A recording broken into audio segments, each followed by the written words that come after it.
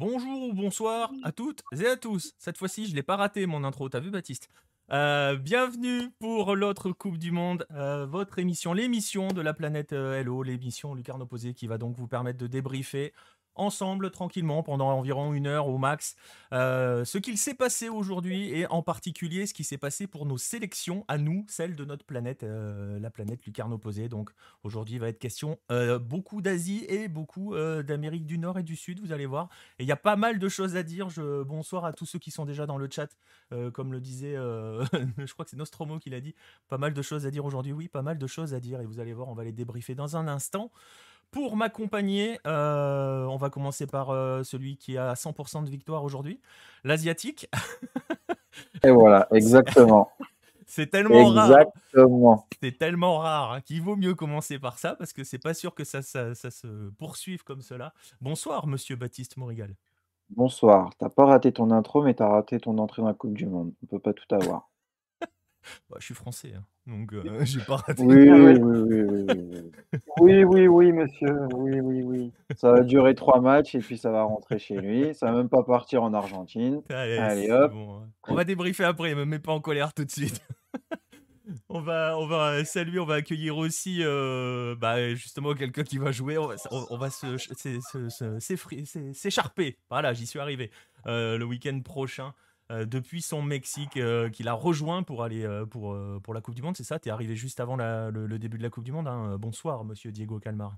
Ouais, je suis arrivé dimanche soir et puis bah oui, avec plaisir, on peut se friter samedi. Pourquoi pas jubiler Léo Messi et malheureusement faire foirer ton reportage en Argentine. Ouais, écoute, on verra.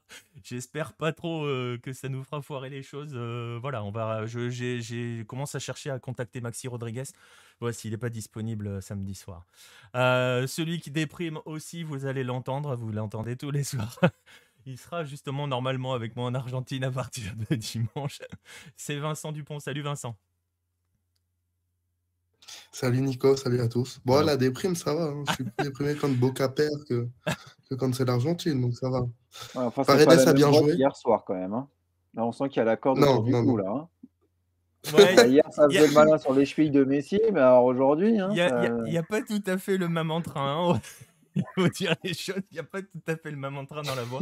Et pour répondre à Arklund dans le chat, oui, on avait décidé hier dans l'émission que si l'Australie se prenait une tôle, elle quittait officiellement l'Asie. C'est fait. L'Australie vient de retourner en Océanie.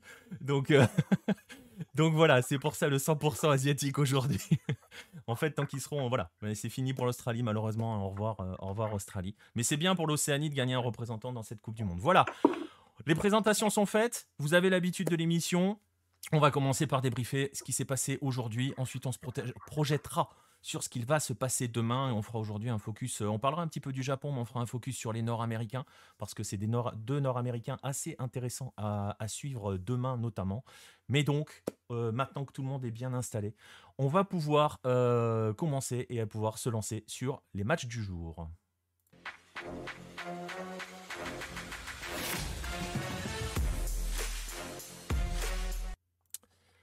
Les matchs du jour, il y en avait 4 au programme aujourd'hui. On va regarder les résultats. Les voilà, les matchs de ce 22 novembre. La journée qui a commencé très très bien pour certains, très très mal pour d'autres. Et c'est surtout la grande sensation de la journée. C'est évidemment, tout le monde en a parlé beaucoup, la défaite de l'Argentine face à l'Arabie Saoudite. On va en parler dans un instant. Là, pour l'instant, on égrène les résultats. Le Danemark et la Tunisie sont restés bons amis à 0-0. le Mexique de San Memo je ne sais pas si on doit dire à accrocher la Pologne ou à concéder le match nul avec la Pologne, un peu des deux. Concéder le match nul. Voilà, On je verra, on en pense. discutera. Ouais, normalement au point c'était devant, mais avec cette histoire de penalty, hein, tu sais, c'est toujours les analyses C'est différentes. ça, c'est-à-dire que tu peux analyser le match avec le penalty, mais Voilà. Mais bon, on verra plus tard. Si la Pologne avait marqué, c'était pas pareil. Eh oui. Ah, c'est sûr. Eh oui. Voilà, on est parti dans l'expertise, vous voyez. Ce soir, on démarre fort. Si elle est dedans, il y a but. Ah bah si elle est dedans, il y a but. C'est ça. 0-0 donc entre le Mexique et la Pologne, et la France vient de battre le seul représentant océanien, donc vous l'avez bien compris, l'Australie, 4-1. Voilà pour les 4 matchs. On va les égrener, on va pas tous les égrener, on va faire un focus, je le disais, sur l'Argentine bien sûr et sur le Mexique. Ça tombe bien, en plus c'est le même groupe, ça tombe bien, en plus ils s'affrontent samedi prochain. On va commencer par l'Argentine avec toi, Vincent. Je vais montrer la une de Olé tout de suite au coup de sifflet final. Voilà, un golpe mundial. Voilà, avec une tête qu'on a un peu trop souvent vue de Messi il y a quelques années. Ça rappelle la Copa América 2015, ça rappelle la Copa Centenario. Voilà, ça rappelle un petit peu la finale 2014 aussi. Voilà, ce Messi très pensif. Vincent, je le disais, la presse finalement n'a pas été si virulente envers cette Argentine-là qui a perdu et qui sort de ce match avec un sentiment étrange, hein, avec une première mi-temps où elle doit largement mener et une deuxième mi-temps où, Baptiste le disait, je crois que tu l'as dit sur notre Discord entre nous, que l'Argentine a fait une deuxième mi-temps style Pays-Bas, sans les buts. L'Argentine n'a pas vraiment existé, n'a pas vraiment eu d'idée en deuxième mi-temps. Hein. Je sais pas si tu partages cette analyse, Vincent. Oui, je suis plutôt d'accord avec toi. Donc, je vais d'abord revenir sur ce que tu disais de la presse. Alors, la presse est très tranquille. Les gens aussi, que ce soit les journalistes influents, je pense à Saro, je pense à pas mal de gens comme ça. Bon, ils sont bien évidemment dégoûtés, ils s'y attendaient absolument pas. C'est surtout l'incompréhension qui règne parce que franchement, personne ne s'attendait ni à un match nul, mais alors à perdre. Non, ça perdre, c'était impensable. Donc du coup, oui, on est quand même assez choqués. Mais de là à taper sur Scaloni, pas du tout. Ni sur Messi, ni sur personne. Un petit peu sur De Paul, parce qu'on sait que De Paul, extra-sportivement parlant, ça fait un petit moment que c'est le bordel. Hein, on va pas se mentir. Il y a eu notamment plusieurs cas qui ont... À un moment, il était aux États-Unis avec sa copine, alors qu'il avait dit qu'il était rentré en Argentine pour voir, il me semble, son père qui était malade ou quelque chose comme ça. Simeone s'en était rendu compte parce qu'il y avait une story Instagram, quelque chose comme ça, donc il avait été mis sur le banc même à l'Atlético. Et là, comme il n'a vraiment pas très bien joué ce matin, s'il y a un joueur qui se fait un petit peu taper dessus, c'est quand même De Paul. Et on ressent aussi l'absence de Lo Celso qui finalement n'est pas si facile à remplacer, hein, très clairement. Je ne sais pas ce que tu as pensé de Papou. Moi, j'ai bien aimé le match. Après, tu vois, moi, à titre personnel, j'ai pas été convaincu par Papou Gomez. Scaloni non plus, puisqu'il a quand même très très vite changé ses billes en début de deuxième mi-temps, puisqu'il fait entrer Julian et Enzo que tout le monde attendait. Voilà. Un peu déçu quand même de l'entrée de Julian, qui aurait dû apporter la profondeur qui manquait à l'Argentine et qui ne l'a pas fait. Voilà. Après, ouais, au niveau des joueurs, il y a quand même un sentiment qui sort, et c'est marrant, mais après c'est toujours les analyses a posteriori où c'est toujours un petit peu plus facile. Je sais pas si tu te souviens que Scaloni, avant la Coupe du Monde, a dit qu'il y avait quand même des joueurs qui n'étaient pas en état. Il avait laissé planer pas mal de doutes par rapport à la liste des 26 qui pouvait être encore modifiée. Alors il y a eu les blessures, mais il ne parlait pas que de ça non plus, il parlait de fraîcheur physique de ses joueurs. Cette Argentine-là a manqué quand même pas mal de jus, notamment en deuxième mi-temps. À défaut de manquer d'idées, elle a aussi manqué de jus, et les deux sont peut-être liés quand même. Hein. Totalement. Et on s'attendait à avoir Acuna titulaire.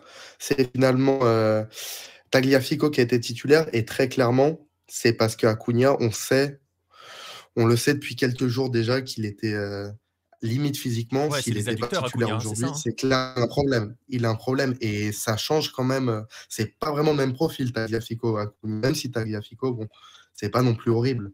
Non. Mais ça change quand même pas mal de choses. Et puis tu as aussi le problème avec Cuti Romero qui n'est pas forcément non plus à 100%. Et ça s'est vu, hein, parce que le premier but, voilà. Ouf. Oui, non, très clairement. Il prend un petit peu cher. bon, après, c'est difficile de taper dessus parce que c'est toujours, tu vois, c'est toujours la culture de l'instant, de taper sur le 11 choisi par Scaloni. C'est un 11 qui est pas très différent de celui de la finale de Copa América. Je l'essaye de le faire de tête, mais je crois que même Papou est pas titu en finale de Copa América. Je me pose la question. J'ai un doute, je crois pas. Il me C'est Lo semble Celso pas, non. encore? J'ai un doute, j'ai un doute. Mais voilà, enfin, c'est une équipe Je vais check ça, mais ouais. suffisamment habituellement rodée à jouer ensemble. Euh, et il y a deux choses que l'on va en retirer. Alors, je vais enlever la une de Olé, je vais vous mettre la photo habituelle de Messi quand l'Argentine perd. Justement, et si je mets la photo de Messi, et c'est peut-être la grande différence, je trouve, avec le passé, et c'est peut-être ce qui explique aussi la certaine sérénité de la presse, je ne sais pas ce que tu en penses, c'est que Messi a très très vite parlé. A été et en gros en conférence il s'est vraiment exprimé, il a assumé son rôle de leader en disant vous inquiétez pas, on va gérer, enfin ça va aller, on va le faire. Et il y a tout ce message, alors c'est des mots, mais en 2018 quand ça commençait à trembler on n'entendait pas Messi.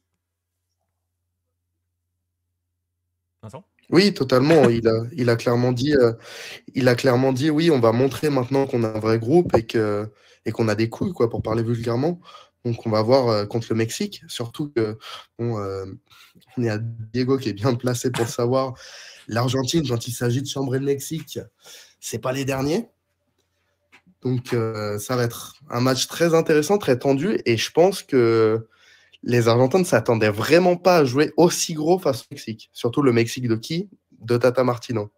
De Funes Mori, Et de Funes qui je Mori. pense sera titulaire. Aussi. Moi, je pense qu'ils vont le mettre titulaire juste pour ça. Et c'est possible. On C'est parle d'un possible. Argentin naturalisé mexicain il y a moins d'1 an et qui est le frère de l'autre Funes Mori De qui est Ramiro, défenseur central. Ouais, exactement. On va en parler dans un instant du Mexique. Il y a une grande thématique qui va aussi se dégager et ça sera une des grandes interrogations pour samedi. C'est la fin de cette série d'invincibilité de l'Argentine. Il y avait la possibilité de faire tomber le record de l'Italie, ça n'arrivera pas. Il va falloir le digérer quand même, ça, côté argentin. De, d'une part, mettre fin à cette série d'invincibilité et surtout de le faire d'entrée de Coupe du Monde. Une Coupe du Monde où il y a énormément d'expectatives. Ça se dit en français, expectative?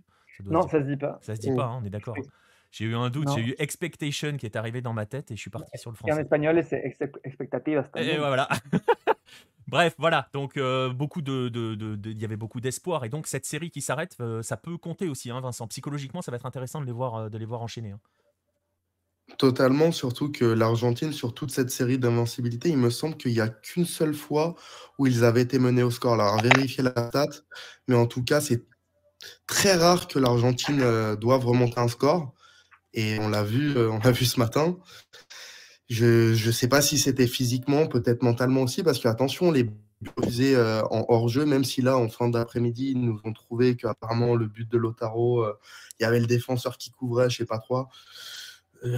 Il y a clairement, faut pas se cacher derrière l'arbitrage non plus. Non, le but de Lautaro, ça va être les limites du VAR. Hein, mais bon, on va pas, tu vois, c'est le traditionnel problème, c'est-à-dire que voilà, il est hors jeu d'un bras en fait ou d'un bout d'épaule parce qu'il me semblait que le bras comptait pas. Non, mais apparemment, il y a le latéral gauche, il n'a pas été calculé correctement, je sais pas quoi. Ils ont sorti ça dans l'après-midi là. J'ai vu ça sur Olé.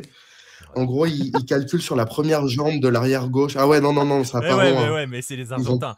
C'est les Argentins. Alors, on va les rassurer parce qu'il y a une stat. Ça leur est déjà arrivé de perdre le premier match de la Coupe du Monde. La dernière fois, ça doit être en 90, si j'ai bonne mémoire. En 90, contre le Cameroun. Et celui-là non plus, on ne l'attendait pas.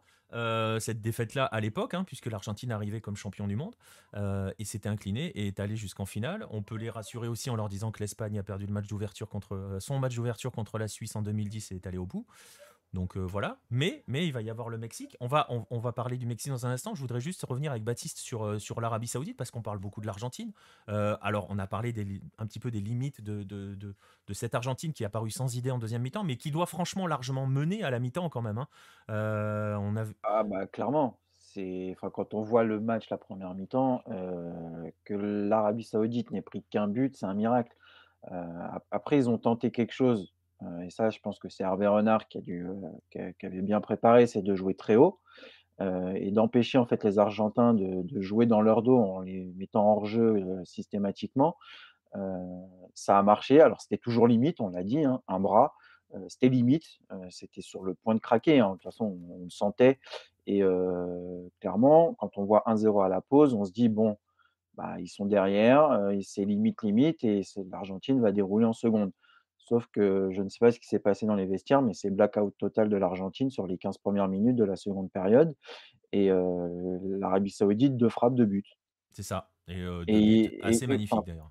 Et le deuxième ouais, but, très beau attends, et c'est le quand même 2e but abusé, hein. est magnifique, mais quand tu vois le 2e but, tu te dis: «Mais qu'est-ce que font les Argentins?» Ils sont 4 autour du mec et le mec, il tranquille dans la surface et il ouvre et il marque et c'est là où tu te dis: «Bah, il y a peut-être eu un problème d'investissement», un peu comme avaient fait les Pays-Bas et comme a fait la France au début de son match, où les gars sont arrivés un peu en touristes sur le début de la rencontre et ils se sont fait prendre parce que les eux, pour le coup, l'Arabie Saoudite a complètement changé de mentalité, ils leur sont rentrés dedans.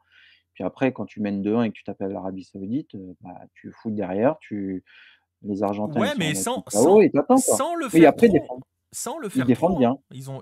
Ils ont bien contrôlé et bah, tu l'évoquais, hein, le fameux piège du hors-jeu. Alpha Yankee le dit dans le chat aussi que c'était audacieux, mais ça a été payant au final, effectivement. Euh, Et d'ailleurs, Hervé Renard l'a dit, hein, moi j'écoutais sur Bein, il y a eu une interview d'Hervé Renard à la fin du match. Voilà, c'était le plan. Il a bousculé ses mecs à la mi-temps, hein, parce qu'il leur a dit qu'ils avaient un petit peu de chance quand même, hein, d'être d'être qu'à Bah, 1-0 à la clairement, pause, que ça s'était joué à rien du tout. Et donc il leur a dit, ça serait bien d'arrêter de trottiner, hein, concrètement. Je crois que c'est ce qu'il a dit sur Bein, un truc comme ça. Et oui, il y avait un plan de jeu très clairement établi. Franchement, on l'avait dit hier, on n'avait clairement pas prévu que l'Arabie Saoudite allait pouvoir bousculer et même s'imposer. On a bousculé un peu. Renverser l'Argentine, non, on va pas se mentir, personne l'avait vu venir celle-là. On avait juste rappelé quand même qu'ils ont quand même gagné le groupe le plus compliqué des éliminatoires asiatiques. Et que donc cette équipe-là, il y a quelque chose. Et il y a aussi quelque chose de particulier par rapport à l'Argentine. C'est un peu le cas du Qatar, on l'a pas vu pour les raisons qu'on a expliquées l'autre jour, mais l'Arabie Saoudite, ça fait quelques semaines, au pluriel, qu'ils se préparent. bah, oui, eux, à la différence des championnats européens qui se sont tous mis à chialer sur la date de la coupe du monde, alors je le dis, c'est chialer parce que les calendriers au Moyen-Orient, Qatar, Arabie Saoudite, c'est les mêmes qu'en Europe. Donc eux, ils se sont pas embêtés. On a une coupe du monde, hop, on s'organise, on fait comme on veut. Les Européens, ils sont mis à chialer, les blessures, les machins, c'est pas bien, c'est en hiver, ah Et, et les clubs, blablabla. et les clubs n'ont pas joué le jeu, surtout. C'est les clubs qui n'ont pas joué les jeux. Exactement. Exactement et eux, ils l'ont fait et ça bah, alors ça a pas marché pour le Qatar, mais là, ça a marché, ils se sont préparés, ils avaient un plan derrière la tête.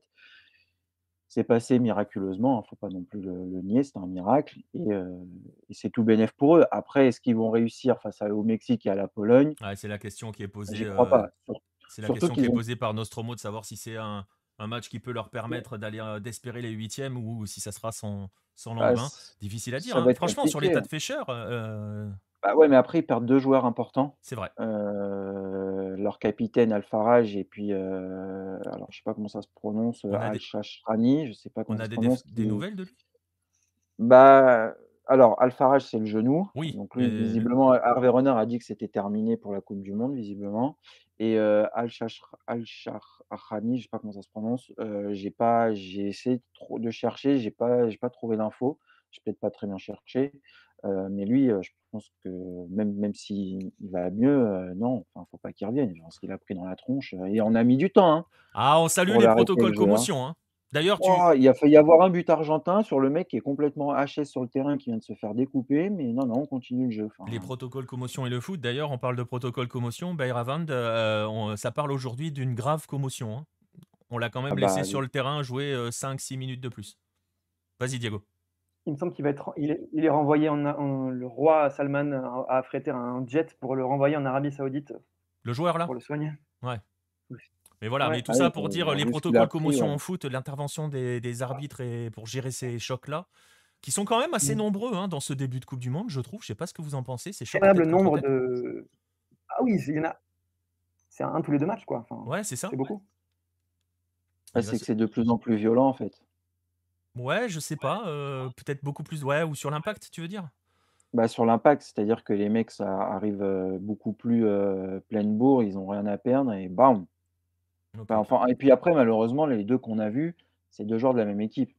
C'est même pas un coup, et cetera, c'est Oui, oui, vraiment oui. dans les contacts, ils Dans foncent les. l'un sur l'autre Oui, et dans chacun des deux cas. Alors, Paul Le Poulpe nous dit que ça parle de c'est multiples fractures au visage pour le latéral gauche. Ibra nous explique qu'il va se faire opérer probablement en Allemagne. On verra. Voilà. En attendant, est-ce que ça peut être sans lendemain? Je sais pas. Moi, je les ai trouvés quand même très très frais et très très intenses dans leur pressing, dans leur Ouais, façon de mais jouer toute la rencontre. Est-ce que ça peut... Ils étaient dans un statut d'outsider face à l'Argentine. ils avaient Ils le rien à seront perdre. aussi dans les deux autres cas. Je sais pas, d'ailleurs, je suis plus inquiet pour la Pologne, entre guillemets, que pour le Mexique face à l'Arabie Saoudite. Mais à voir, hein, franchement, ils peuvent. Franchement, Ouais, mais ils sont à une victoire de huitième, hein, ouais, mais ou de il nul. faut peut-être il faut pas oublier que ça reste quand même l'Arabie Saoudite, n'avaient rien à perdre. C'était le match d'ouverture, rien à perdre. Ils jouaient pas, la victoire contre l'Argentine. Eux, ce qu'ils voulaient, c'était potentiellement accrocher le Mexique et la Pologne. Ils ont tenté un truc, ça a marché, mais ils se sont donnés à fond en deuxième période. Est-ce qu'ils ont Enfin voilà, ils ont fait leur exploit, enfin, même mentalement, est-ce qu'ils n'ont pas déjà perdu tout l'influx, en fait? C'est-à-dire pour eux, ils ont déjà réussi la coupe du monde. Quand on voit que alors est-ce que c'est vrai ou pas? Je j'ai pas creusé, mais qu'on annonce que demain, c'est jour férié en Arabie Saoudite, tu te dis: «Ouais, enfin là, ça va très loin». Est-ce qu'ils sont Mmh. pas déjà en train de décompresser complètement et pour eux, le mondial, il est fait et qu'au final, bah, ils vont se prendre une 2 de rouste face à la Pologne et l'Arabie Saoudite? On va quand Je même. crois qu'en débriefant Vas-y, en vas-y. débriefant le en débriefant le Mexique-Pologne, on va pouvoir en fait finalement aussi parler de l'Arabie Saoudite parce que le prochain match étant Arabie Saoudite-Pologne, on va pouvoir analyser un peu plus, je pense, les chances de l'Arabie Saoudite. Parce que c'est Ouais, intéressant de voir comment la Pologne joue, en fait. oui, Ah exactement. bah, Et la Pologne, c'est compliqué, hein. on va quand même C'est rappeler, très on fort. va glisser sur Mexique-Pologne dans 30 secondes. Je veux juste rappeler que l'Arabie Saoudite avait raté son match d'ouverture de la dernière Coupe du Monde. Ils en prennent 5 face à la Russie. Ils avaient quand même vraiment beaucoup embêté l'Uruguay. Alors c'était une remarque de Jérôme qui est à juste titre entre nous à la rédac, qui disait tiens c'est marrant quand l'Uruguay a du mal à battre l'Arabie Saoudite, ils se font fracasser parce que l'Uruguay est nul machin. Ils avaient quand même bien embêté l'Uruguay et ils avaient battu l'Égypte de Mo Salah, hein, à la dernière Coupe du Monde. Ouais, Donc exact. attention quand même, hein. Ouais, mais pays asiatiques contre pays africains en général, C'est vrai, C'est vrai aussi. C'est vrai c'est aussi. meilleur. L'Asie, c'est meilleur généralement que l'Afrique. C'est vrai, c'est vrai. Et il y a un Parce et que dans facteur. la même Coupe du 2 Monde équipes éliminées, hein. Après, dans la c'est même Coupe du voilà, Monde, l'Iran bat le Maroc, dans la même Coupe du exactement. Monde, il y a 4 ans. Exactement. Et il y a peut-être un autre facteur qui a peut-être compté aussi un petit peu dans l'énergie, et ce sera le dernier point. Ils étaient à domicile, hein, l'Arabie Saoudite aujourd'hui, Ah bah, véritablement. alors, Et c'est un j'ai vu, commentaire qui peut être intéressant par rapport à cela, sur le côté. Généralement, les Asiatiques, de manière générale, on peut même l'étendre parfois aux Africains, mais on va focus sur les Asiatiques. Parfois, ils ont des performances un peu plus compliquées, mais les Asiatiques n'ont jamais leur peuple derrière eux dans les Coupes du Monde. Là, on a vu ce que ça donne avec l'Arabie Saoudite qui a son peuple avec lui. Je vais étendre un peu avec l'Afrique parce qu'on a vu qu'il y avait énormément de Tunisiens à Danemark-Tunisie. Et ça a donné aussi quelque chose d'autre à la prestation tunisienne qui a été extrêmement convaincante. C'est un facteur qui compte. On parle de première Coupe du Monde au Moyen-Orient. Voilà ce que ça donne avec une équipe du Moyen-Orient qui, aujourd'hui, a fonctionné, poussée par un vrai public. surtout qu'ils sont pas loin, hein. Ouais, c'est ça. Et Ils sont puis on sait que invincibles. quand même l'Arabie Saoudite adore le football. Enfin, quand on voit les matchs qui se déroulent en Arabie Saoudite, ils adorent Ouais. ça, donc ils sont venus, c'est juste à côté, ils en profitent. Après, il faut pas aussi oublier que maintenant l'Arabie Saoudite va être scrutée. Ils ont peut-être les joueurs dans leur tête la pression de se dire: «Putain, on n'est pas si loin de faire quelque chose de grand pour notre pays» et ça peut jouer alors que normalement, eux, quand ils arrivent, ils ont pas la pression de se dire: «Est-ce qu'on va se qualifier?» Donc ça peut aussi jouer, de changer complètement on va pas dire dimension, mais de changer de registre entre je suis dans un groupe où normalement je fais 4e, je vais peut-être essayer de choper, Je joue la un troisième des place 3 concrètement, ouais. à maintenant je suis pas loin de réaliser un truc de dingue et ça peut aussi les crisper. Mais il va y avoir le facteur Hervé Renard. Grand spécialiste Il y a de, Hervé Renard. grand spécialiste de tout ça, et tu sens qu'il a quand même vachement bien construit son équipe et que ça sait où ça va. On va en rester là. Il y avait eu une question et ça sera la dernière, Vincent, par rapport à l'Argentine, et comme ça va nous permettre aussi d'aborder le Mexique derrière. On est d'accord qu'il n'y a pas de prévision ou de rumeur de changement de système. On va pas tout mettre à la poubelle d'un coup pour l'Argentine parce que ça a glissé d'entrée, hein, on est d'accord, hein. Non, non, peut-être juste éventuellement Papou qui va être remplacé par quelqu'un d'autre.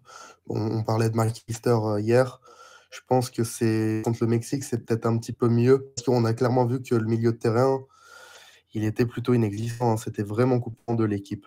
Oui. Donc, ça ne m'étonnerait pas que McAllister prenne la place de Papou. Et si Acuna est OK physiquement, il prendra la place de Tagliafico. Pour le reste, on va clairement rester sur les mêmes. Ouais, on va rester sur les mêmes. Je sais que ça parle beaucoup de McAllister. Moi, je vais quand même rester avec mon Enzo Fernandez, voilà, jusqu'au bout. Team Enzo jusqu'au bout. Donc voilà, j'étais très content de le voir entrer. Il n'a pas été si mauvais dans son entrée. Mais voilà. Voilà pour. Juste pour Ouais, finir, vas-y. il y avait visiblement 88 000 personnes dans le stade et je pense qu'il va y avoir 80 000 Saoudiens. C'était impressionnant, enfin, c'était impressionnant. Après, Et c'est quoi? 88 000 Et Ce personnes, sont c'est les fou, chiffres quoi. des organisateurs ou parce que tu vois, ils nous ont donné Alors des chiffres avec des chiffres supérieurs aux capacités des stades. Hein, donc, alors là, non, là, le stade fait 88 000 places et il y avait ok, soi-disant au complet 88 000 personnes. ok, Et quand tu vois le stade, sur les vidéos, ouais. il a pas l'air vide. Non, et là pour le Par coup, par rapport aux autres, il a pas l'air vide. ouais, pour le coup. Après, c'est une chose qu'on peut dire sur les 3 matchs de l'après-midi. On a eu 3 matchs avec de vraies ambiances. Là pour le coup. Que ça soit donc les Saoudiens derrière l'Arabie Saoudite, que ça soit les Tunisiens derrière le Danemark, et bravo à la Tunisie qui a fait un très très bon match. Je suis assez content qu'il s'est accroché le Danemark. Je vous ai déjà dit hier que j'ai une allergie profonde pour le Danemark. J'en peux plus de cette équipe, de ce pays. J'en ai marre de les voir. Voilà, c'est pas footballistique, hein, c'est pur, voilà, c'est historique chez moi. Il a été, traumatisé par la petite sirène avec sa fille Bah aussi. non, mais voilà, je l'ai dit hier, voilà, j'en ai marre de voir la France jouer le Danemark à chaque compétition, ça me fatigue, ça m'épuise, j'en peux plus du Danemark. Donc voilà, et on va parler de l'autre match de l'après-midi, du Mexique, on va en parler avec toi, Diego. Alors forcément, comme on va parler du Mexique, on est obligé de mettre ce fameux mème qui a tourné partout sur les réseaux, San Memo, hein, forcément. Mhm. Parce que on va retenir la première chose que l'on peut retenir si on se regarde, c'est ce qu'on disait un petit peu tout à l'heure sur le point, le point culminant de ce match, c'est ce penalty sorti par Memo Ochoa devant Lewandowski qui forcément aurait pu tout changer. C'est une lapalissade, aurait pu aussi entraîner un sacré hold-up quand même. Hein. Hold-up sur plusieurs points, sur le point du jeu, sur le point quand même du penalty qui est quand même assez invraisemblable selon moi. C'est un match assez qu'on pouvait attendre en fait parce que on savait que ces deux équipes, que c'était deux équipes qui n'étaient pas du tout en confiance, qui ne développent pas un très grand jeu. Le Mexique, on sait qu'ils ont souvent la possession, mais qu'ils ne savent pas trop quoi faire du ballon, et que la Pologne refuse tout simplement le ballon. Donc c'est exactement ce qu'on a vu sur la première période, sur le début de la seconde période, c'est-à-dire un Mexique qui a la possession, qui tente des incursions, mais dans les 30-40 derniers mètres, c'est toujours très compliqué. Et ce penalty qui aurait pu tout changer, parce que c'est peut-être la seule incursion polonaise dans la surface. Lewandowski qui fait faute sur Moreno, et Je suis assez Moreno d'accord. qui en tombant s'agrippe au maillot de Lewandowski. Et donc je pense que si on regarde objectivement et sans aimer le football ou sans même connaître le football ou l'avoir joué, évidemment qu'on siffle penalty parce qu'on voit un joueur qui tire un maillot. Mais si on regarde, si on sent l'action, on sait très bien que c'est l'attaquant qui fait tomber avec son bras le défenseur et que le défenseur finit par tirer le maillot. Donc si on regarde uniquement les règles, on se dit qu'il y a penalty. Il n'y a jamais penalty. C'est toujours c'est la limite de leur analyse au VAR. C'est-à-dire que quand ils regardent la fin de l'action, quand évidemment Moreno s'accroche au maillot de Lewandowski. Moi, je ne sais plus si je l'ai tweeté ou si je l'ai dit entre nous sur notre Discord. Entre nous, je crois. Il y a un raffut de Lewandowski. Il raffute le Mexicain. C'est incroyable de ne pas comprendre le foot comme l'arbitre. Déjà, tout le match. Mais après, tu sais, c'est le gros souci de ces analyses au VAR. Parce qu'on n'en a pas parlé, mais très franchement, le penalty pour l'Argentine. En fait, il est difficile celui-là. Hein. Il est pas ouf non plus.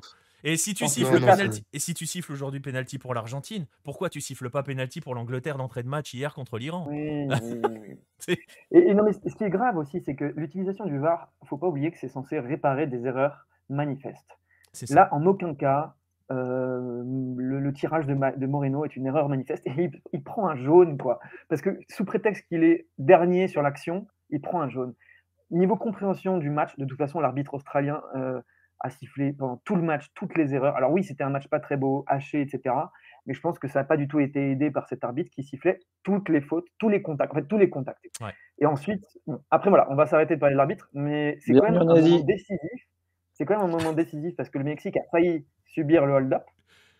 Et finalement, c'est une période où le Mexique arrête de dominer presque.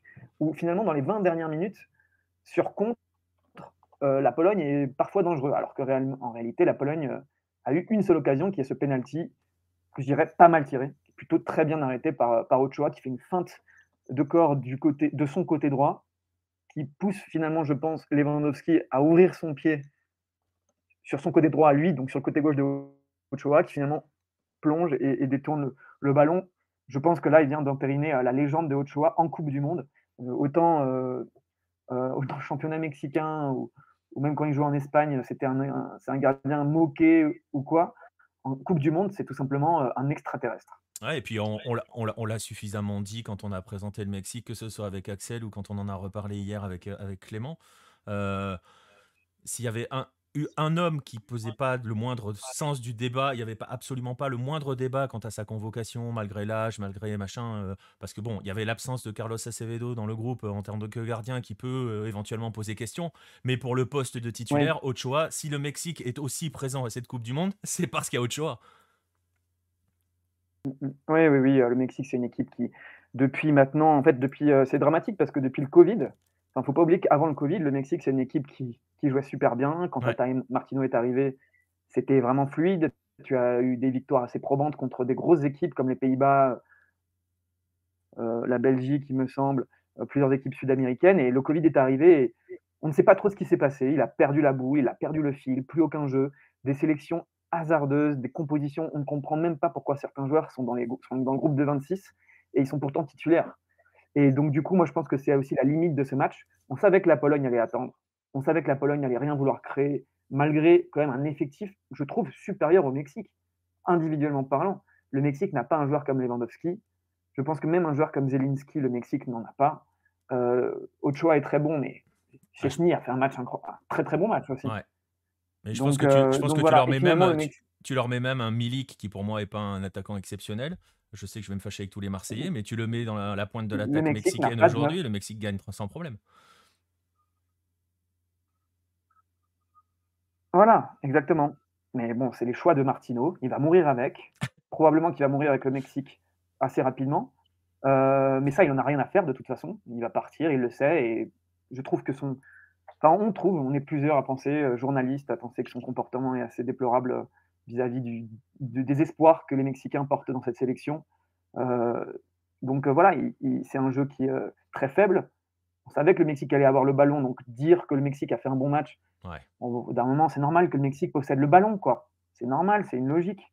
Même face à une équipe talentueuse comme la Pologne, dont on sait qu'elle n'aime pas avoir le ballon. Mais au final, ça donne quand même très peu d'action pour le Mexique. Alors je trouve que finalement, individuellement, il y a beaucoup de joueurs mexicains qui font un très bon match. La charnière centrale, Montes Moreno, ils ne se sont pas fait avoir une seule fois de la tête. Alors que pendant des mois, on se disait Glick sur coup de pied arrêté, Milik sur coup de pied arrêté, Lewandowski sur coup de pied arrêté. Donc la défense centrale, réglo. Au milieu de terrain, le Mexique a dominé. Et même les ailiers, on peut considérer que Vega et Lozano font quand même des bons matchs en termes de provocation. Je pense qu'après, le problème, c'est que tu as peut-être eu des latéraux un peu moins offensifs et moins inspirés. Peut-être qu'au milieu de terrain, Herrera ne fait pas un très gros match, ce qui fait que ça empêche le lien entre le milieu et l'attaque. Alors qu'à côté de Chavez, qui est révélé depuis 6 mois, on parle d'un mec qui est titulaire depuis même pas un an à Pachuca et qui est devenu le meilleur milieu du championnat mexicain, qui aujourd'hui fait plutôt un bon match, je trouve. Et puis le problème, c'est le 9. C'est que tu mets C'est ça. Peut-être que ça aurait été plus intéressant de mettre un Funes Mori, même si on considère que c'est pas un très grand attaquant, mais au moins il a la taille. Il a aussi le jeu de haut but. C'est une erreur d'avoir mis Martin, même s'il se procure une bonne occasion. Juste après le penalty d'ailleurs, sur une très belle passe de Edson, il met une tête en retrait comme ça qui a failli surprendre Szczesny qui fait un super arrêt. Mais il n'y a aucune logique footballistique de mettre Henry Martin titulaire. Et puis évidemment que le joueur qui devrait être titulaire aujourd'hui, c'est un mec qui n'est même pas à la Coupe du Monde. Il s'appelle Santiago Jiménez. C'est incroyable de se dire que les meilleurs joueurs. Il n'est pas là. C'est incroyable de se dire que les meilleurs joueurs ne sont pas là. Dans pas mal de postes. Mais pour suivre ce que tu dis, en plus. D'un sélectionneur. Le problème d'Henry Martin, c'est qu'en plus, c'est pas un 9, c'est ce que je disais déjà hier. Et on a vu les limites. C'est un 10 et demi. Ouais, mais c'est pas un avant-centre. Tu peux pas t'en servir comme attaquant de pointe d'Henry Martin. Moi, tu vois. Henry Martin, c'est pas un joueur exceptionnel non plus, c'est un très bon joueur. Mais voilà, mais je suis d'accord avec toi. Et je ne comprends pas d'ailleurs que Martino, sur la fin de match, je l'ai mis un peu en rigolant sur Twitter, mais franchement, je le pensais. Faut envoyer Funes Mori. C'est exactement ce qu'on se disait avec Clément, qui a fait l'émission hier soir en avant-match, donc la veille du match. Et on a cru que c'était une blague de sa part, mais en fait non. C'est vrai que sur ce match, finalement, Funes Mori aurait été plus utile, notamment de la tête. Bizarrement, nous, on comprend des choses que Tata Martino ne veut pas comprendre. Alors peut-être que peut-être que ce qui s'est passé va lui donner raison et qu'il va gagner contre l'Argentine et évidemment que tout ce que je dis et tout ce qu'on dit, parce qu'on est plusieurs à le dire, va tomber en miettes et c'est ce qu'on espère. On espère juste que Martino nous fasse mentir. Mais il y a des choses qui semblent évidentes. On a quand même le co-meilleur buteur de la Ligue Europa qui est mexicain, c'est pas donné tous les ans, qui n'est même pas convoqué. Et je suis désolé, l'entrée de Raúl Jiménez, qui est censé être ton neuf, qui est censé être ton leader d'attaque, elle est pathétique. Pourquoi ce mec est à la Coupe du Monde? Tout simplement parce que c'est un soldat de Martino. Martino, il a amené ses soldats, mais il n'arrive même pas à courir, il n'est même pas à 80% de ses capacités. Son entrée, elle a été déplorable. C'était terrible. C'était pathétique. Il y a un moment où il part, il y a 2 défenseurs face à lui, il se fait tracer par Kamil Glik, et finalement, il décide de ne pas passer la balle et de tenter un dribble pour se prouver probablement qu'il est encore capable de faire quelque chose. C'est un gâchis, cette sélection mexicaine, parce que je trouve que ça fait très longtemps que le Mexique n'était pas tombé dans une poule aussi abordable. Il faut quand même se dire que souvent, le Mexique tombe dans des poules très compliquées. Ouais. Allemagne, Suède, Corée, il y a 4 ans. Croatie, Brésil, Cameroun, il y a quand même 8 ans. Et il y a 12 ans, France, Uruguay. Ouais. Et le pays hôte, l'Afrique du Sud. Là, tu as la chance de pouvoir jouer contre une Pologne complètement abordable. Tu as l'Argentine qui est en plein doute depuis son match. Et tu as une Arabie Saoudite qui n'est pas non plus devenue une équipe potentielle championne du monde. Et finalement, tu finis quand même par tout gâcher. Et ça m'étonnerait. Alors, ça va être incroyable parce que là, je pense que si on analyse un petit peu la Pologne, et ça nous permettra finalement de revenir un peu sur l'Arabie Saoudite, parce que en fait, c'est le prochain match de la poule.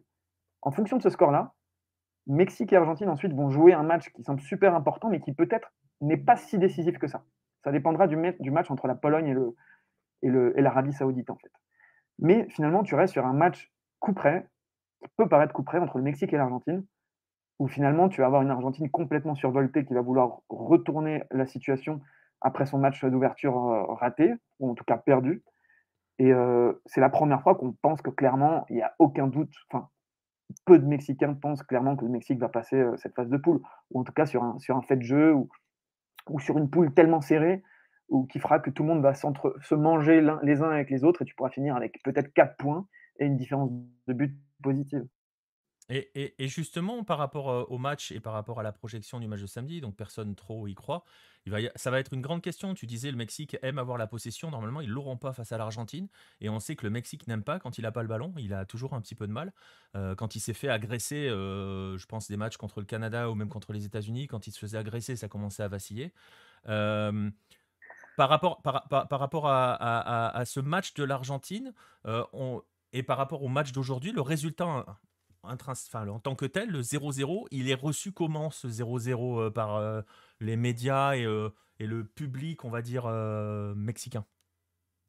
Très contradictoire. Je pense qu'on considère que c'est pas une si mauvaise. En fait, je pense que déjà, le match Arabie Saoudite-Argentine a rebattu beaucoup les cartes concernant l'analyse de ce qui se passe.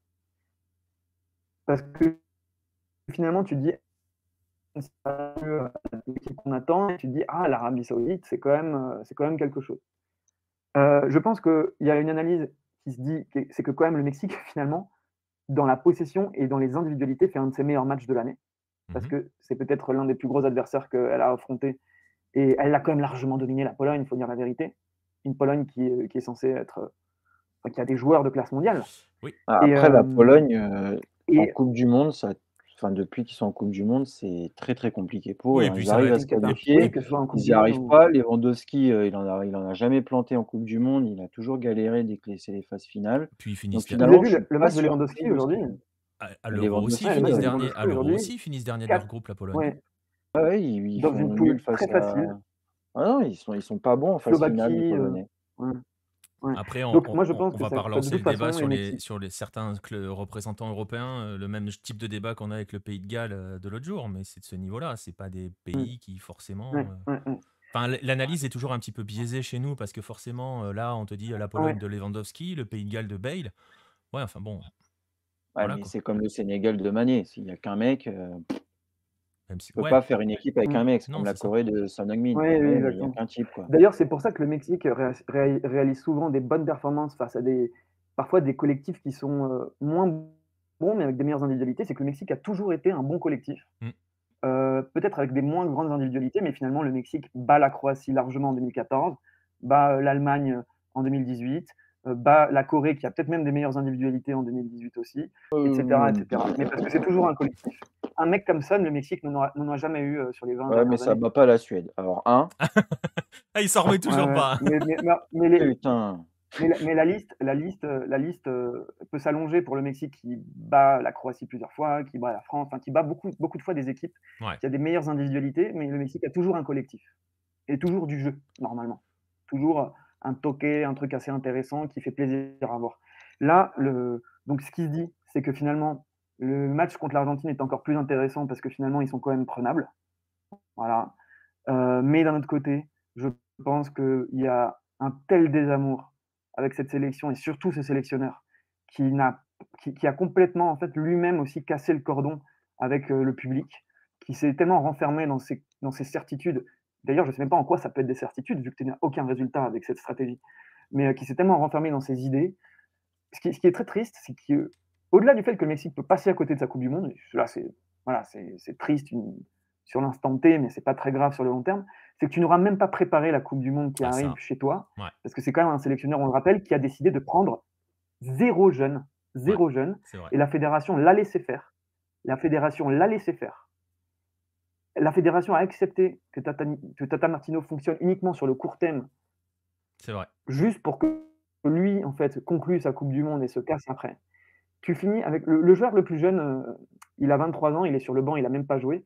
Quand tu regardes l'équipe de France aujourd'hui, tu as au moins 7-8 joueurs titulaires qui sont plus jeunes que le plus jeune Mexicain, qui doit être Alvarez, qui a 24 ans. Et on va l'aborder après quand on va évoquer le programme de demain. Dans les équipes dont on va parler, il y a quand même un paquet de jeunes qui sont aussi titulaires dans leur sélection, effectivement. Et en plus, on va glisser là-dessus dans 30 secondes.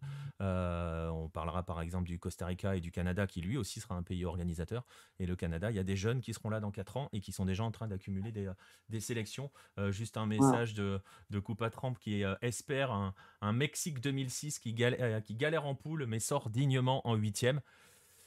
Voilà, après, on le sait, hein, le Mexique est toujours... Est-ce que justement, la défaite de l'Argentine, ça sera ma toute dernière question, Diego, rapidement, est-ce que la défaite de l'Argentine et donc le fait que le Mexique n'a pas perdu finalement, donc est devant l'Argentine, est-ce que ça...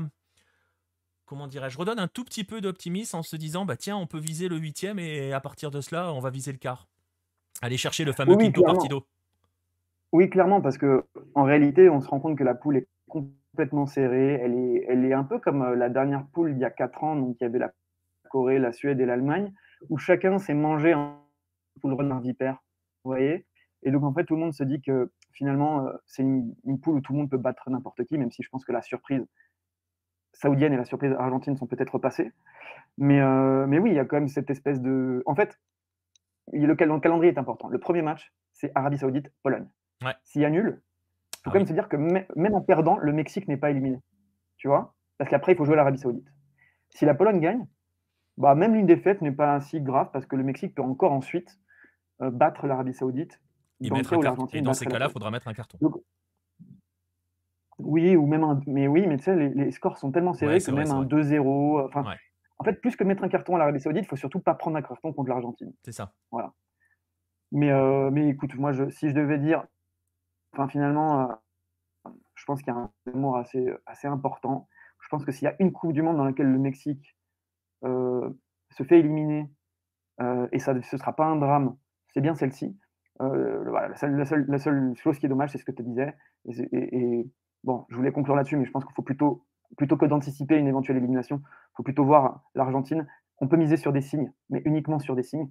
Tata Martino, sélectionneur. Ce serait incroyable que, un peu à la manière de La Volpe, il y a 16 ans, quand La Volpe était sélectionneur du Mexique, lui un Argentin et qui affronte l'Argentine. Et il y a surtout cette question du 9. Et pourquoi pas mettre Funes Mori? Et pourquoi pas aller chercher un truc avec Funes Mori? Mais tu vois, on en est rendu avec une sélection qui est pas si mauvaise que ça, avec des joueurs qui... C'est comme la fin d'une génération, mais c'est pas des joueurs cramés pour la plupart. Ouais. Et tu vas juste capitaliser sur probablement rien.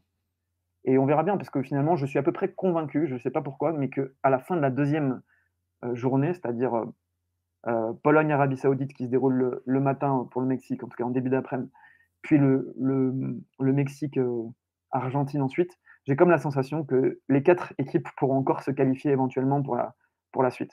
Donc c'est ça qui est intéressant dans cette poule qui est plus serrée que ce qu'on pense. Exactement, comme quoi hein, rien n'est jamais écrit par avance en football, on ne cesse de le rappeler, mais voilà, et tant mieux, heureusement. Par rapport à ta question, Nostromo, sur ce que pourrait proposer le Mexique pour neutraliser l'Argentine, on l'évoquera vendredi en veille de match, tranquillement, pour Même présenter compo. la rencontre. Mais ça Il va devrait rien être, ouais, changer. ça Il devrait va pas pas changer pour les uns pour les autres. Hein. Il va pas se mettre à travailler Ah non, demain, Martino. Enfin, je veux dire, l'équipe, elle est en place. Il c'est y a des ça. joueurs titulaires qui y croient, ils sont titulaires, et puis peu importe. On va pas se faire chier. Hein. C'est ça. Voilà, donc pour ce débrief du Mexique, je vous remonte les résultats de la journée. On peut juste évoquer, je ne sais pas si ça vaut le coup d'évoquer longtemps l'Australie. Elle a joué 10 minutes, hein, Baptiste, l'Australie. Le temps que la Je France se connais pas, mette c'est en... pas de ma confède.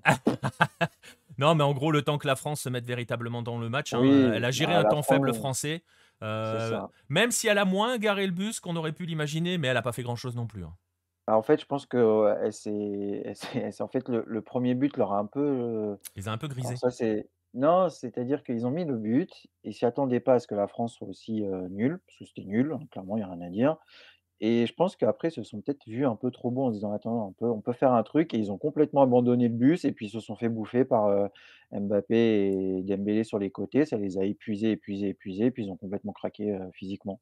Ouais, C'est mais physiquement qu'ils ont perdu, le match. oui. Ils y étaient plus, ils n'arrivaient plus à suivre, et voilà, c'est pas surprenant, hein.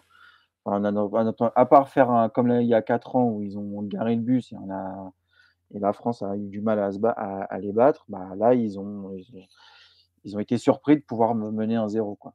Mais au final, elle n'a pas garé le bus comme il y a 4 ans. On aurait pu s'y attendre. Il a fait un bon match, Atkinson, hein, devant Mbappé, même s'il a pris beaucoup, il a pris beaucoup Oui, de il a courants bien d'air. défendu, Mais il a il quand s'est même, dans pas l'ensemble, laissé, fait un très bon match. mmh, Qu'est-ce que je voulais dire? On parlait des choix de Martino en termes de sélection, de choix des joueurs et tout. Je noterai juste que les choix de Graham Arnold de faire entrer Mabil et Kuol en fin de match à 1-4, magnifique. Je ne sais pas ce que les gamins ont Chapeau. appris pour pas toucher un ballon, pour voir des avions passer sur les côtés. Bon, je ne sais pas ce qu'il a cherché à faire avec ça. Mais à part ça, la blessure d'Hernandez aide sur le premier but, oui. Je vois Arclune aussi qui dit qu'il a profité de la blessure d'Hernandez. Hernandez se blesse surtout parce qu'il prend une grosse valise hein, sur le contrôle quand même. Hein. ouais, mais s'il se blesse pas, s'il y a pas le Ah oui, genou mais... qui lâche, je oui pense qu'il d'accord, mais peut enfin, il est quand revenir. même par terre sur le Là, crochet. Hein. Il est parti. Hein. non, non, non, il est pas par terre. Il va pour partir et en fait, il peut pas reprendre son appui parce que son genou a pété avant même qu'il ait fait quelque chose. C'est très bizarre, je sais pas à quel moment son genou il pète, en fait. Parce que celui qui pète, c'est pas celui C'est pas le genou d'appui, qui j'ai pas bah, compris c'est non Non, plus. ça. C'est pour ça que je non, comprends pas pourquoi c'est avant même il le se fait crochet, mal. en fait. C'est avant le Ouais, je crochet. pense qu'il se fait mal avant Ouais. et il sent qu'il peut Regardez, c'est pas le faire droit. l'appui Ça et sont les donc croisés. Hein. Hmm, ouais, je pense que c'est les croisés, hmm, ça y malheureusement ressemble. pour lui. Mais ouais, bah après l'entrée de son frère a quand même bien dynamité le côté gauche. Hein. Bah, Donc, encore une fois, Lucas Hernandez n'est pas un non, joueur de on est couloir. d'accord. Et encore une fois, Théo est meilleur que Lucas et Théo est un formidable latéral. Voilà. Exactement. C'est tout. Alors que Dayot, Upamecano et Konaté ne sont pas du 100% sans risque.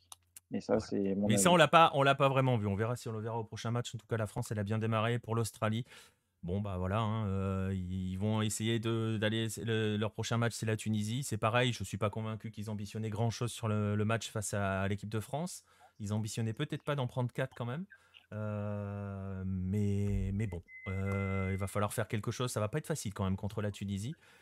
S'ils veulent encore espérer, en espérant d'un autre côté que le Danemark puisse être battu par la France à son tour et que la France joue son rôle de favori du groupe. On est en train quand même, mine de rien, il y a quand même une forte probabilité pour qu'on s'oriente vers un France-Argentine en 8e, hein, les gars. Ouais, le second poteau Pavard, t'inquiète. Ouh, je suis pas sûr. T'es pas sûr? Tu vois quand même l'Argentine encore finir première? Ouais, je me dis que l'Argentine peut quand même finir première avec 2 victoires. Et tu peux avoir ensuite. Moi, je vois vraiment l'Arabie Saoudite ou le Mexique deuxième. Toujours. Enfin, la Pologne, je me dis comment ils vont faire pour marquer un but un Ah jour. oui. Parce qu'ils Ah vont bah. avoir. C'est incroyable quand même d'avoir Lewandowski. Tu te dis, je vais pas l'alimenter quoi. La Pologne, tu te dis comment ils vont faire quand ils vont devoir gérer l'Arabie. Enfin, si l'Arabie Saoudite leur laisse le ballon. Là, ça va être fantastique. Ah oui, oui. En fait, ce match, ça va être incroyable, je trouve, à suivre au niveau de qui veut faire quoi. C'est ça, c'est ça. Bah, on verra cela, ça sera, Et ça sera comme je samedi. te le disais, Nico, faut pas oublier qu'en 2010, l'Espagne perd son premier match, mais Oui, finit premier de son groupe. Oui, exactement. moi je vois plutôt un Donc rien n'est France-Mexique perdu. ou un France-Arabie Saoudite quand même en huitième. France, alors, on parlait de signes. Tu parlais tout à l'heure de sortir les signes pour le Mexique avec Tata qui est argentin, Maître Funes Mori pour faire la loi de l'ex. Franchement, un France-Arabie Saoudite avec Hervé Renard face à Deschamps, ça aurait quand même son, Mm. hein, son Ouais, petit goût. ce serait incroyable. Donc voilà pour les 4 matchs du jour. On va passer maintenant à la journée de demain. On va évoquer forcément donc le programme de la journée de demain.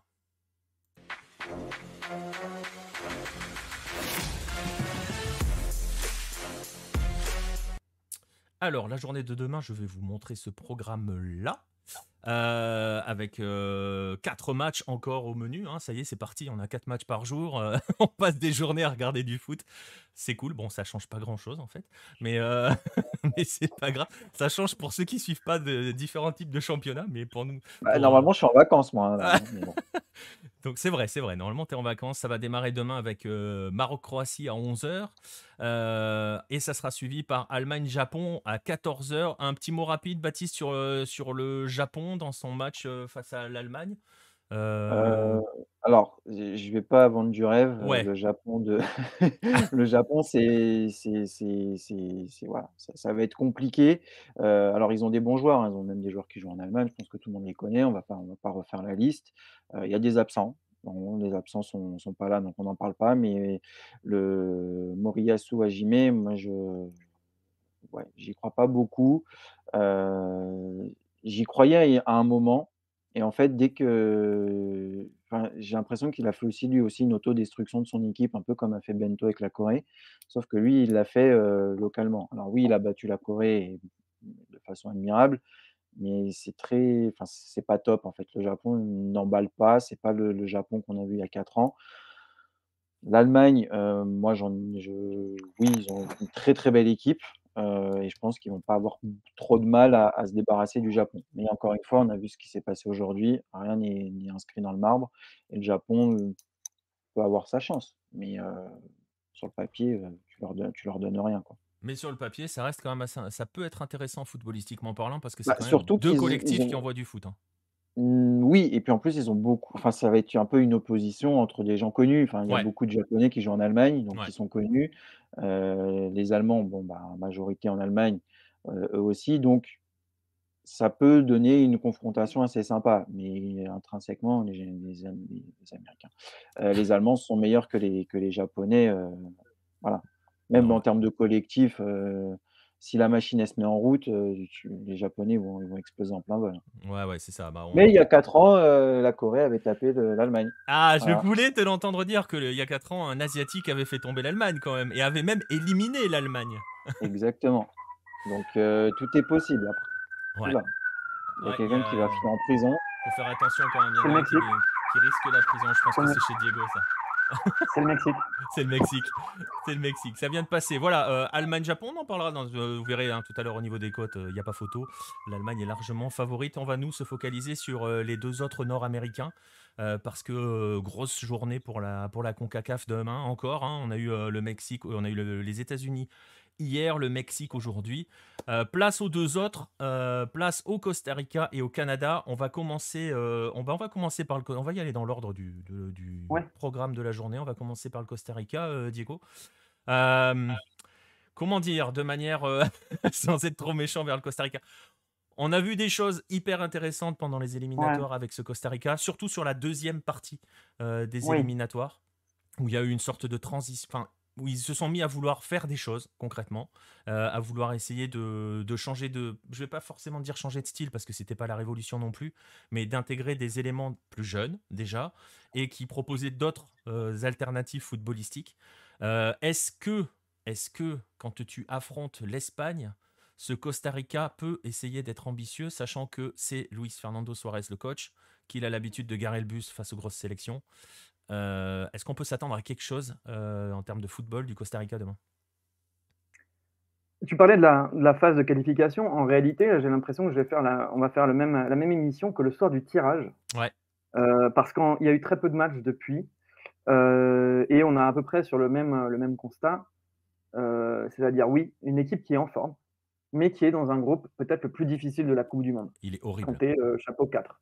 Quand tu es chapeau 4, que tu es le Costa Rica, tu peux essayer de tirer un Qatar en tête de série, une équipe européenne de niveau moyen, comme la Pologne ou la Serbie en chapeau 3.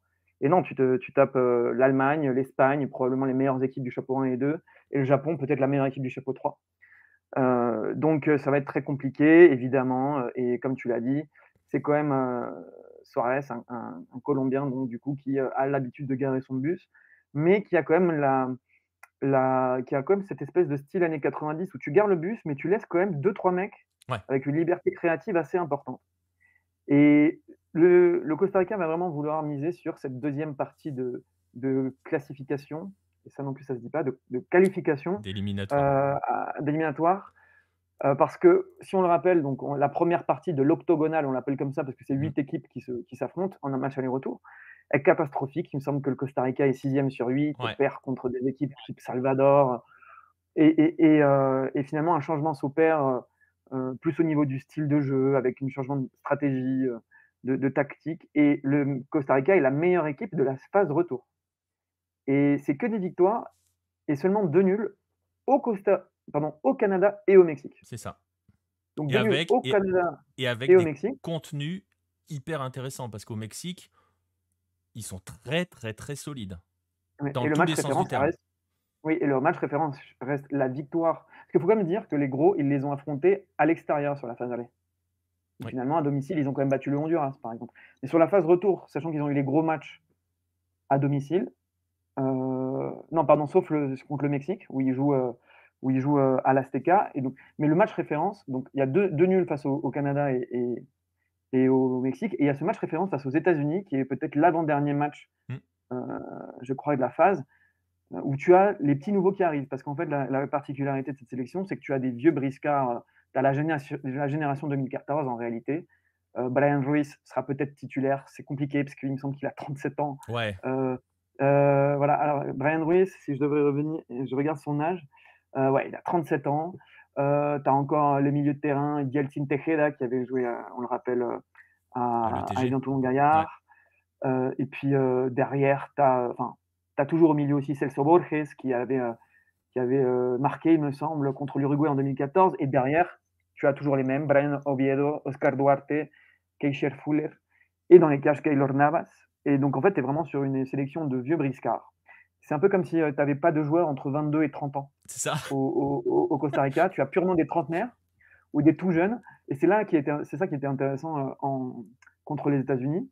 Le petit Jewison Benete, dont on entend parler un peu partout. Là, j'ai vu que le gars qui fait les pépites sur l'équipe 21, à Cavigneto, avait parlé de Jewison Benete, qui depuis 6 mois joue à Sunderland en Championship. C'est quand même pas mal. Il vient d'avoir 18 ans, il me semble, à peine. Et puis il y en a un petit autre qui est un peu mon favori, même si je pense qu'il va moins jouer parce qu'il est un peu moins affûté, mais c'est Brandon Aguilera qui joue sur un champ de patates dans la région du Guanacaste au Costa Rica et qui a été acheté par Nottingham Forest. C'est-à-dire que le mec passe d'un niveau presque national Ligue 2 à la Championship. Bon, je pense qu'il va quand même moins jouer. Mais on peut partir sur une équipe solide, grosse défense. Brian Oviedo, probablement Duarte qui marque sur coup de pied arrêté très souvent. C'est ça. Donc, gros danger sur coup de pied arrêté. Ah oui, on peut miser sur Duarte qui peut marquer, Celso Borges au milieu de terrain. Et devant, et ben pourquoi pas un petit Jewison Benete qui va plutôt jouer ailier gauche. Je ne sais pas qui est le latéral droit de l'Espagne, mais il va faire la connaissance de Jewison Benete, on l'espère. Déjà 8 sélections et 2 buts. Et puis ce sera surtout en fait l'occasion de voir un peu cette dernière sélection qui nous a fait quand même. Enfin, je pense que c'est une sélection qui fait partie de l'histoire du panthéon de la Coupe du Monde. C'est quand même un tout petit pays qui atteint les quarts de finale de la Coupe du Monde en 2014. Et ce sont les mêmes gars, à peu près, qui se placent aujourd'hui. Et c'est un peu leur dernier barreau d'honneur. Et en attaque, on n'oublie pas, il y a Joel Campbell, qui joue à León, au Mexique toujours, qui avait joué à Arsenal, à Lorient, et qui est le numéro 9 de cette équipe. Et qui est toujours, franchement, qui est l'un des facteurs X de cette sélection. C'est un très bon joueur. Franchement, c'est un très bon joueur. En Ligue 1, il aurait sa place dans n'importe quelle équipe à partir de l'Europa League, quoi. Et voilà, alors sur quoi on va miser? On va miser sur une bonne défense, sur des coups de pied arrêtés. tu mises aussi sur cette mystique où en 2014 tu étais dans le groupe de la mort, C'est probablement vrai. plus compliqué. Ah, je sais pas si plus compliqué, mais en tout cas, Ouais, t'as Uruguay, Angleterre, l'Uruguay, Italie, c'était chaud quand même, hein. ouais, c'est chaud quoi. Mais finalement, je pense que l'Espagne et l'Allemagne ont plus de certitude qu'une équipe italienne qui était un peu, on va dire, qui tâtonnait.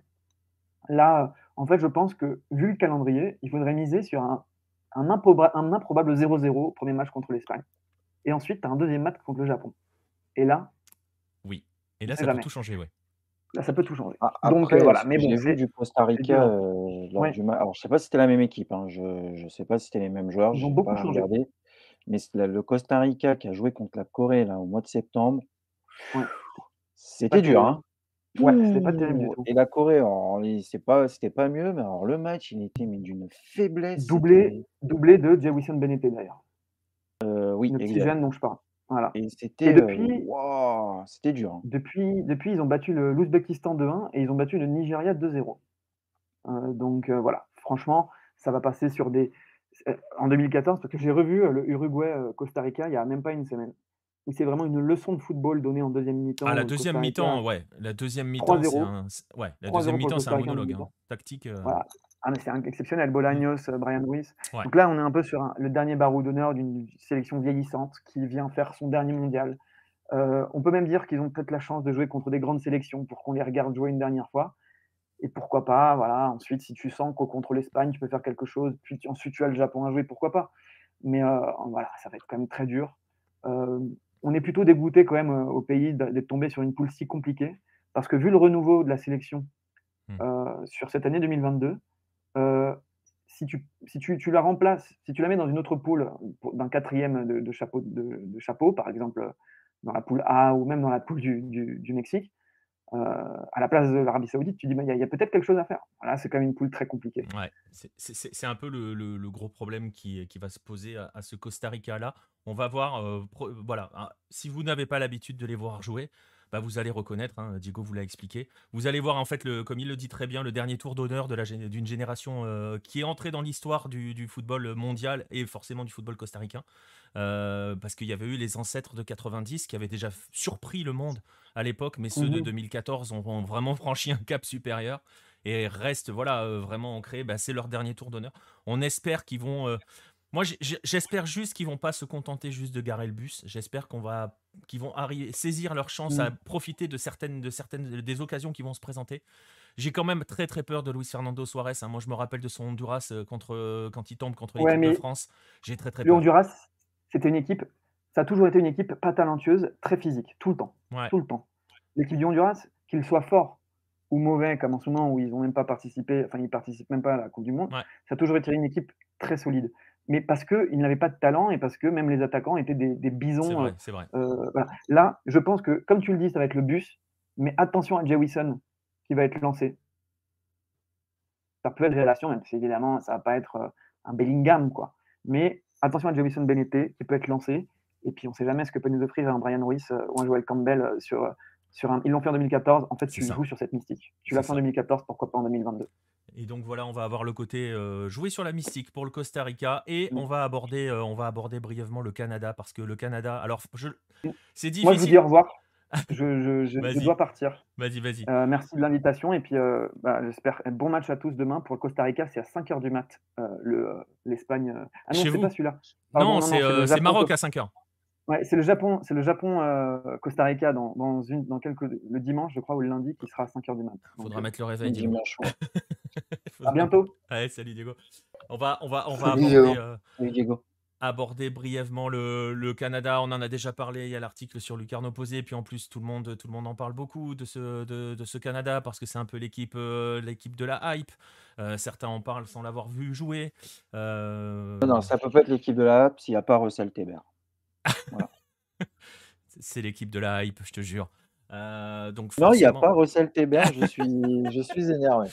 Mais c'est l'équipe qui a le plus séduit pendant les éliminatoires nord-américains. On l'a déjà dit dans les différentes émissions, les précédentes émissions. Je vous invite à relire l'article sur Lucarno Posé où j'en parle justement de ce Canada-là qui est en train de construire aussi pour 2026 et qui en plus tombe dans un groupe Franchement, dans un groupe terriblement excitant, hein, parce que déjà, ils vont jouer la Belgique. Ensuite, c'est Maroc et Croatie, hein, c'est ça, hein, si je me trompe pas. C'est ça, exactement. Mais il y a Franchement, la place, hein. il y a la place et je pense que footballistiquement parlant, c'est peut-être le groupe le plus excitant en termes de production de jeu parce que le Maroc, ça joue très très bien, c'est toujours hyper intéressant, même s'il n'y a plus Vaïd, hein. Mais le Maroc, c'était Oh, quelle surprise, quelle et tu te fais surprise. Mais virer. c'était Pas du tout. probablement l'équipe africaine la plus intéressante à avoir joué. Moi, j'étais très très fan de cette sélection-là. Voilà. La Croatie, bon, on sait ce que ça vaut, la Croatie. On sait qu'en termes de jeu, ça y va. L'Espagne, je suis pas un grand fan, mais footballistiquement parlant, Alors, c'est pas l'Espagne, c'est la Belgique. c'est la Belgique, pardon, la Belgique. Oui, la Belgique. Moi, je suis pas un grand fan des Belges. J'ai l'impression qu'ils sont un peu à la fin, C'est le fin de cycle, c'est leur dernière. Ouais, c'est ça, en fin de Donc, parcours. il y a une fin de cycle et un nouveau C'est cycle qui ça. commence avec le Canada. Mais C'est ce parfait. Belgique-Canada reste quand même terriblement excitant sur le papier demain soir. Ah ouais, à 20h en plus, il est bien positionné. Non, non, il est très très intéressant. Donc, et Après, le Canada, ça va voir on le disait la même chose par rapport aux États-Unis. Ils sont là. Alors, ça fait des années, je sais pas combien de temps qu'ils n'ont pas joué une Coupe du Monde. le Canada n'en a joué qu'une, c'était 86. Voilà. Donc, depuis 86, ils y sont pas. Ils y arrivent. Ils ont une équipe qui est assez jeune. Leur meilleur joueur qui revient de blessure, on ne sait pas encore actuellement quel est son état de forme. Alors, ils Alphonso disent qu'il est Davies, prêt. mais ils ont Ah fini, ouais. ils ont fini les éliminatoires sans lui, hein. Il était en live Twitch, hein, pendant que les mecs jouaient, hein. Oui, mais là, c'est Comme Luis Enrique entre les d'ailleurs, j'ai vu passer la vanne de entre Paul Bismuth ouais, tout à l'heure. entre les éliminatoires et l'ouverture de la coupe du monde, ton meilleur joueur qui revient de blessure, on ne sait pas trop comment il est. Est-ce qu'ils vont pas aussi avoir ce surplus d'émotions, de se dire: «Putain, on est à la coupe du monde». Il y a ça qui joue. C'est ça et ça peut les faire un peu déjouer et puis en plus, c'est face à la Belgique donc non mais ça va être intéressant. Moi, j'attends ce match avec impatience. Ouais, et Celui de demain, c'est celui que j'attends le plus. je pense que je suis assez d'accord, je pense que c'est le plus excitant sur le papier. Je suis d'accord avec vous, hein, les gars, dans le chat sur la Croatie qui est vieillissante, mais il y a Lovro Mayer, donc voilà. Et puis il y a surtout Luka Modric. Quand tu associes Modric et Mayer, c'est que tu vas jouer au football, qu'importe l'âge. Là, on n'est même plus sur une question de fin de cycle. Quand tu associes les deux, voilà, Monsieur Yass le dit, le milieu de la Croatie, c'est du football, quoi. Donc, donc voilà, mais oui, le Belgique-Canada, on le débriefera demain soir, et probablement le match le plus excitant à voir. Regardez bien Tajon Buchanan côté Canada. Je sais que beaucoup en ont Non, déjà parlé. Kyle Larin. Et Kyle Larin, dont personne ne parle de ce garçon-là. Mais voilà, le problème, c'est que je voulais pas trop citer son nom parce que. Bizarre, hein. Oui, il a une carrière. Assez étrange. Mais voilà, moi j'aime bien Orlando en MLS et il était à mince. Orlando. Il était drafté par Orlando, oui. Ah, c'est toi qui aimes Orlando? C'est moi qui aime Orlando. À cause du basket. Et Kyle Larin était incroyable à Orlando. Très, très bon. Voilà. Donc j'aime bien Kyle Larin et je trouve un peu dommage son parcours.